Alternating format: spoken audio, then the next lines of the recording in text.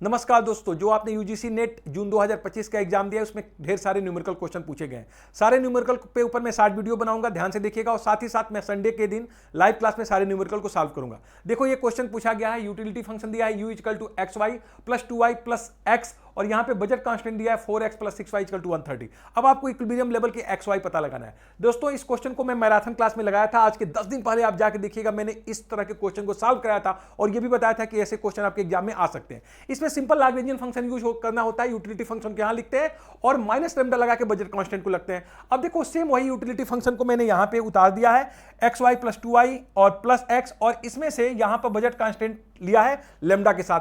देखो जब भी ये हमारे पास ये जो फंक्शन आता है लैग्रेंजियन, इसमें हम तीन काम करते हैं जिसको मैंने इनडायरेक्ट यूटिलिटी फंक्शन वाले क्लास में बहुत अच्छे से कराया है और एक्स और वाई की मात्रा भी निकलवाई है। इसमें देखो सबसे पहले हम करते हैं du बाई dx। सबसे पहला काम होता है, जो हमारा आपके पास लैग्रेंजियन फंक्शन है, इस यूटिलिटी को x के साथ में डिफरेंशिएट करेंगे यहां पे, फिर इस यूटिलिटी को y के सापेक्ष डिफरेंशिएट करेंगे सेकंड नंबर पे, फिर इस यूटिलिटी को ये जो लैम्डा के रिस्पेक्ट में डिफरेंशिएट करेंगे, और तीनों के बराबर में जीरो लिखूंगा क्योंकि मैक्सिमाइज और मिनिमाइज करने के लिए फर्स्ट ऑर्डर डेरिवेटिव जीरो होता है।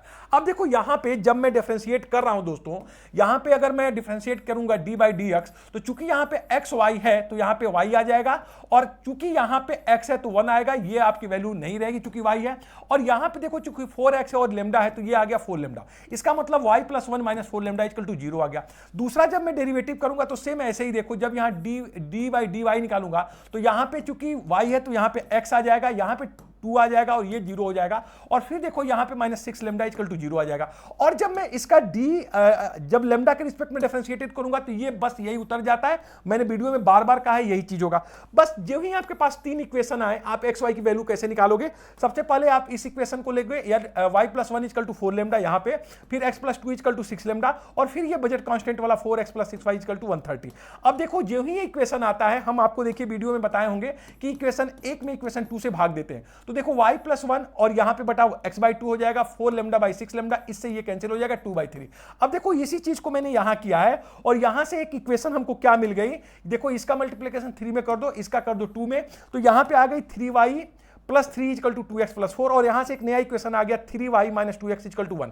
अब बस इस इक्वेशन के साथ इसको लेके आओ, और जब इस इक्वेशन के साथ इसको लेके आप सॉल्व करोगे तो चूंकि यहां देखो 3y और माइनस 2x प्लस 1 है, और यहां है 4x, यहां पे 6y और 130, तो इसमें हम 2 का मल्टीप्लाई करते हैं। देखो यहां 6y हो गया, यहां पे 4 हो गया, यहां पे 2 हो गया। अब देखो यहां 4x है, माइनस 4x से कट जाएगा, और 6 मिलकर 12y इक्वल टू 132। यहां से देखो y की वैल्यू आ गई हमारे पास 11।